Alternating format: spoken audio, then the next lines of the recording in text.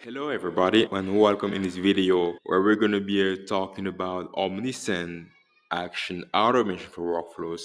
One of our workflow apps. This tool is going to help you automate actions directly from your workflow for your Omnisend account. So let me show you how to set it up. Inside your sub account, come down here at the app marketplace. You search for the app, install, allow and install. There's an API key required. Of course, we have a smart queue here which can guide us how to get that key. Let's do it together. Let's switch to our Omnisend account. So we go at the drop down, store settings. We come down here at API keys, create API key, name, we go and create.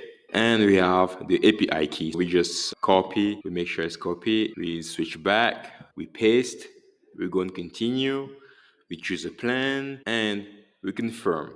Of course, I'm not going to confirm because we're going to be charged, but that's pretty much it. Once you got here, you go on complete installation and the tool is already installed. You have uninstalled, which means that the tool is already installed within your Omnisend account. And now you guys are able to execute actions directly from your workflow for your Omnisend account. So guys, if you ever have any question, feel free to reach out. We have a very dedicated team who's also available 24/7. Thank you for watching this video, guys.